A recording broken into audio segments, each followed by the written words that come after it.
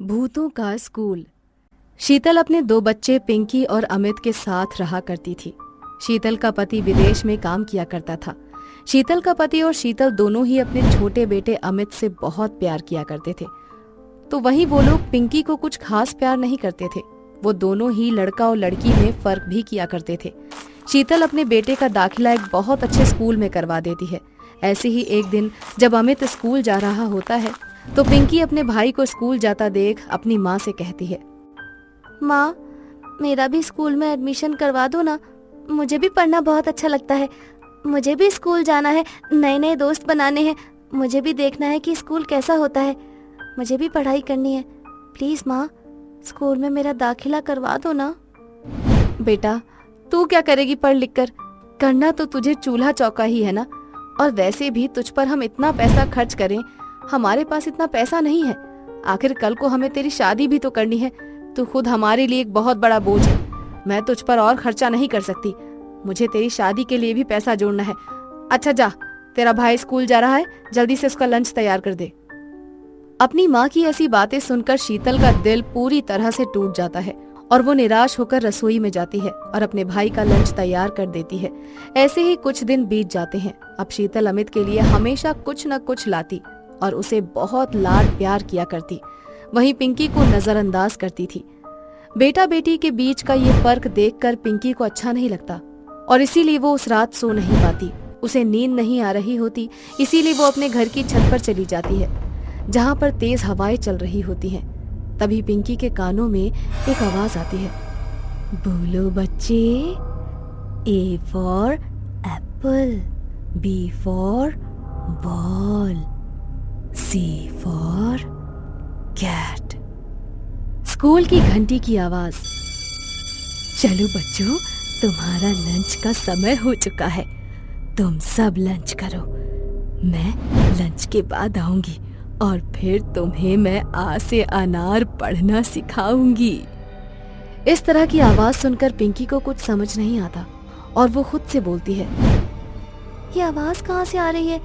ऐसा लग रहा है जैसे कोई किसी को पढ़ा रहा है, पर ये आवाज आ कहाँ से रही है? अब पिंकी उस आवाज का पीछा करने लगती है और पीछा करते हुए वो एक टूटी फूटी बिल्डिंग में चली जाती है जिसके ऊपर विद्यालय लिखा था।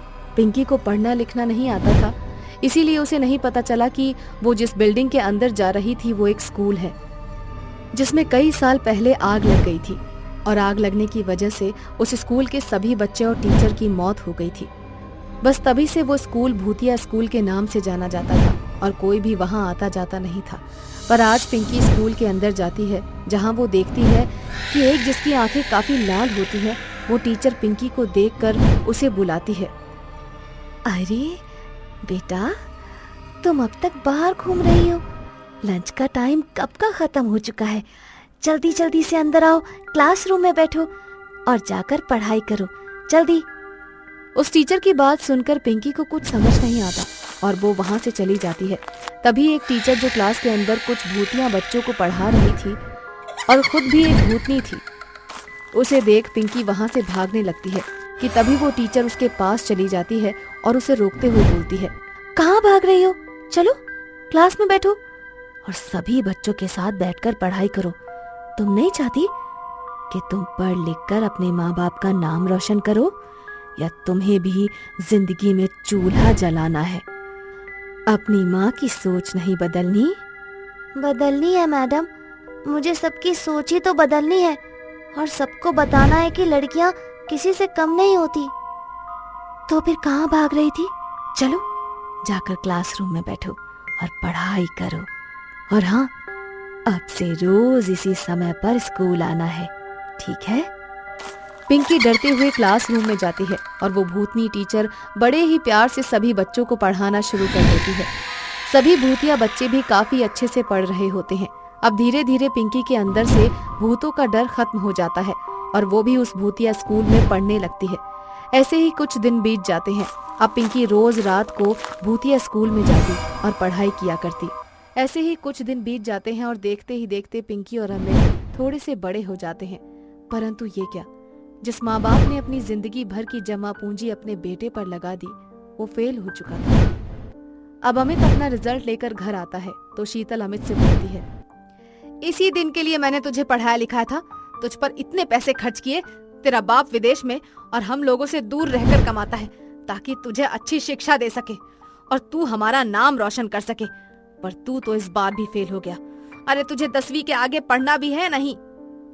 माँ, मैं कितना पढ़ता हूँ वो मैं ही जानता हूँ। आप खुद तो पढ़ी लिखी हो नहीं, इसीलिए आपको क्या पता कि हमें कितनी मेहनत करनी पड़ती है, कैसे एनवायरनमेंट चाहिए होता है। आपकी तो पूरे दिन की चिकचिकबाजी ही नहीं खत्म होती। कभी बेटा ये काम कर, कभी बेटा वो काम कर, सारा कसूर आपका है। और वैसे भी मैं अकेला फेल नहीं हुआ हूँ, मेरे साथ और भी बच्चे हैं जो फेल हुए हैं। आप मुझ पर इतना क्यों चिल्ला रही हो? तुझे क्या लगता है तू इतना बड़ा हो चुका है कि तू अपनी माँ को सुना सके? अरे बेशर्म, तुझे शर्म नहीं आती अपनी माँ से जुबान लड़ाते हुए? माँ, मैं आपके इस ड्रामे से बहुत परेशान हो चुका हूँ। मैं जा रहा हूँ बाहर, और जब तक मेरा मन नहीं करेगा मैं इस घर में नहीं आऊंगा। इतना बोलकर अमित वहाँ से चला जाता है। अमित की ये बदतमीजी देख शीतल को बहुत बुरा लगता है। इसके बाद वो अपने पति को फोन करके सारी बात बताती है। अब शीतल का पति घर आने के लिए निकल जाता है, परंतु रास्ते में उसका कार एक्सीडेंट हो जाता है जिसमें उसकी मौत हो जाती है। शीतल के पति के गुजर जाने के बाद उनके घर की आर्थिक स्थिति इतनी बुरी तरह से बिगड़ जाती है कि अब शीतल अपने बेटे को आगे नहीं पढ़ा पाती और ना ही अब घर का खर्चा चला पाती है। ये सब देखकर पिंकी को बहुत बुरा लगता है और वो बच्चों को ट्यूशन देने लगती है।